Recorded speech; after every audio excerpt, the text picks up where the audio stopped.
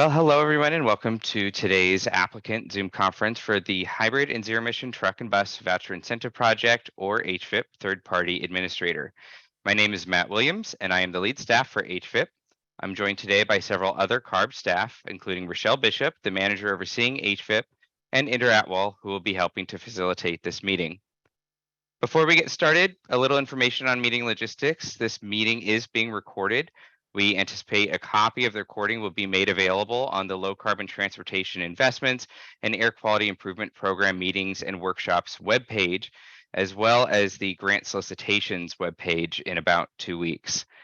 There are no slides or other meeting materials today. I will just be answering questions that have been sent in or that are asked in this meeting. We will be leveraging Zoom's raised hand feature to facilitate comments and questions. If there are Zoom disruptions for any reason, including malicious intent, we will immediately end today's meeting and send out another notice to reschedule. And lastly, we are unable to allow anonymous meeting participants for security reasons. Please make sure that your name is clear on the Zoom platform. If you are participating by phone and raise your hand by pressing #2, we will call on you based on the last 4 digits of your phone number. The purpose of this meeting is to be available to answer questions from potential applicants regarding eligibility or the process of completing and submitting an application for the fiscal year 2022-2023 HVIP third-party administrator solicitation. That solicitation was posted on June 13th. This meeting is not about the implementation of HVIP. This meeting will not cover HVIP or CARB funding policy, including voucher amounts, fleet caps, fleet or dealer participation, technology eligibility, or the fiscal year 2023-24 funding plan. This is a question and answer opportunity about the solicitation for selection of an HVIP third-party project administrator who will be responsible for conducting the day-to-day business of running HVIP. Responsibilities that include updating the HVIP website, tracking project impacts, and conducting outreach, among other duties that are enumerated in the solicitation. This meeting is being recorded. That recording and a list of participants will be posted online in a couple weeks. We will also post an applicant Zoom conference question and answer document by July 20th. I'll pause here for initial questions about this before we move on to the solicitation Q&A. We ask that you raise your hand to let us know that you'd like to ask a question or make a comment. Inder will then unmute your line, and you may need to unmute yourself as well. For those of you participating via phone, please press #2 to raise your hand, and we will call on you by the last 4 digits of your phone number. Please state your name and affiliation before beginning your question or comment.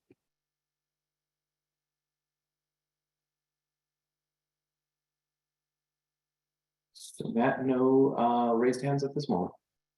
Great. Okay, well, I'll start with questions that have already been sent in.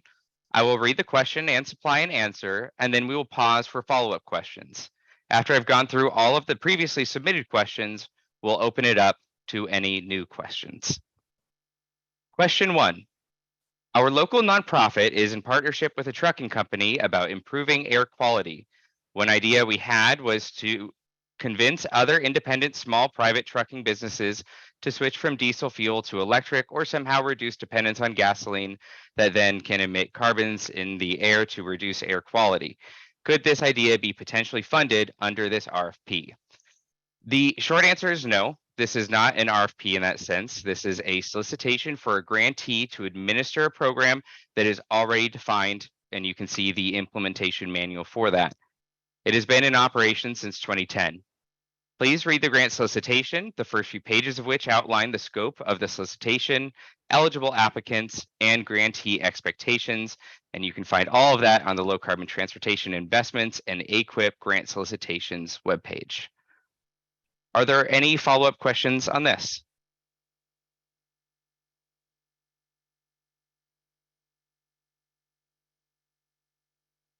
No questions at this time, no. Question number 2. Is the intent to maintain the HVIP program as it is currently being run, but potentially with a new administrator? The purpose of this solicitation is not specifically to change the project administrator. We are required to resolicit HVIP at least every 3 years. The best scoring applicant will be chosen to administer the project. Are there any follow-up questions? There was just one question in the chat. It was clarification. Is this to replace Tetra Tech? I think you've kind of answered it, but I'll let you. Yeah, I think I've answered that with the previous one. Okay, we'll move on to question 3. Is there the possibility to revamp how the program is structured, being run, and changes to funding categories? The answer to that, this solicitation itself will have no impact on the substance of HFIP. All those types of changes happen through the annual funding plan process, which gets approved by our board in the fall, and revisions to the HFIP implementation manual, usually following the approval of policy changes in the funding plan. In short, this solicitation will not result in any changes to HFIP itself, but we do consider changes to program criteria annually through the funding plan, and I recommend any interested stakeholders visit the Low Carbon Transportation Investments website to learn more about that process and how to get involved.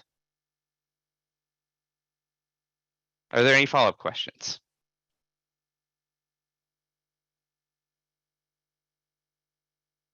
So there was no hands raised. There was a question in the chat about a definition of a CBO. Okay, let's circle back to that at the end when we start opening up to new questions. Sure. We'll move on to question 4. Which attachment of the application will an applicant include letters of support? Letters of support can be included in attachment 10, references. You can find this in Appendix A of the solicitation package. Any follow-up questions on that?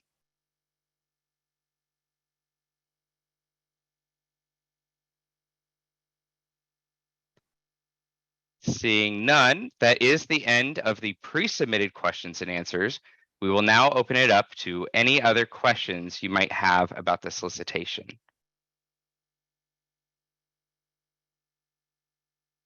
And I know that we have that question in the chat.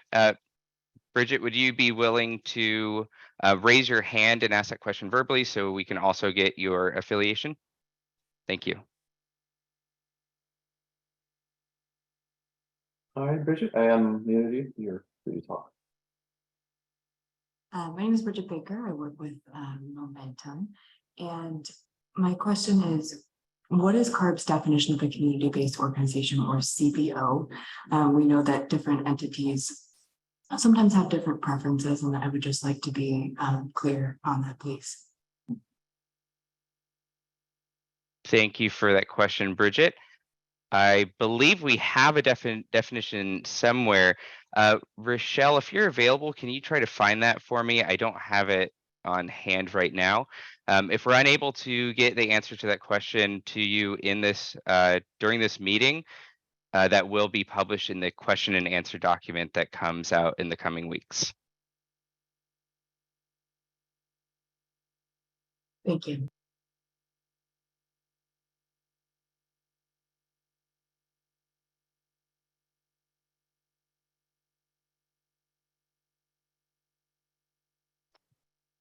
Are there any other questions? Matt, I was just going to say that we'll probably have to follow up on that definition. Okay.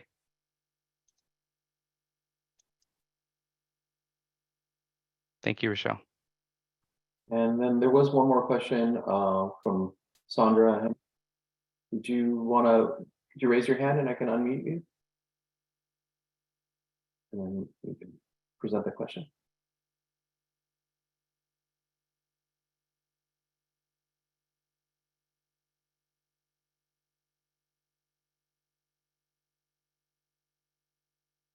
Sandra, did you want to ask that question, or should we just have Matt read it?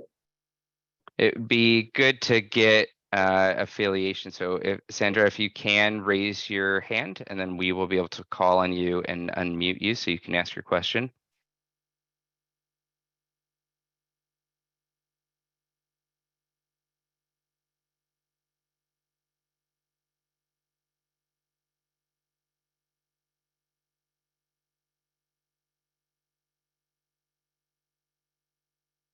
She hasn't raised her hand yet, Matt. So. Okay. I will. So I'll read the question. Oh, there we go. Okay.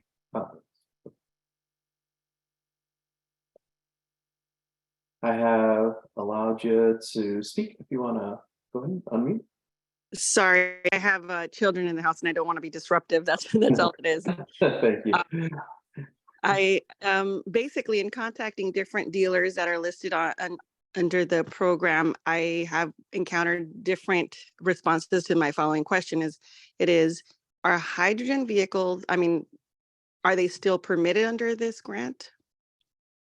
So the short answer is yes, but I do want to stipulate that that is a program question and not pertaining to this solicitation. Again, this solicitation and this meeting is specifically to choose a third-party project administrator to run the day-to-day business of HVIP. However, for things like vehicle technology eligibility, you can go to the HVIP website, which is californiahvip.org. There you'll find a full catalog of all the vehicles that are eligible for incentives, and they do Oh, okay. include many hydrogen vehicles. I will put the link to the HVIP website in the chat. Okay, thank you. Sorry about that.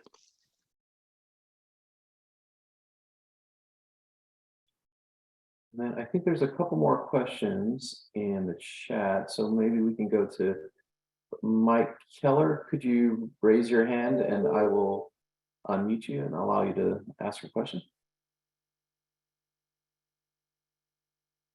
All right, you should be able to speak now, Mike, if you can unmute. Sure. I think Matt just answered my question as far as the vehicle eligibility and the putting up the URL for that. So that's specifically what I was looking for. Thank you. Sure. And also point people on that website, you can find the implementation manual, which contains additional information on the requirements for technology eligibility. Again, outside of the scope of this solicitation, but Sure. You'll be able to find that information there. Sorry. No worries.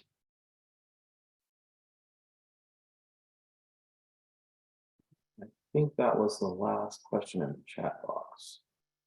And I don't see any hands raised. Okay, I'm just gonna give it like 30 more seconds, 20 seconds or so. If there are any more questions about the solicitation.